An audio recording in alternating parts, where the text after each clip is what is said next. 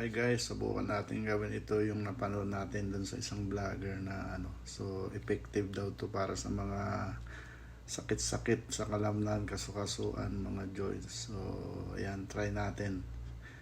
Hindi naman masamang sumubok pero trinay ko na talaga. Effective siya. So mas mabisa sa kaysa bumili tayo ng mga parang ointment sa pharmacy na so kaya gumawa ako ulit kasi nakakuha ako ulit ng buto.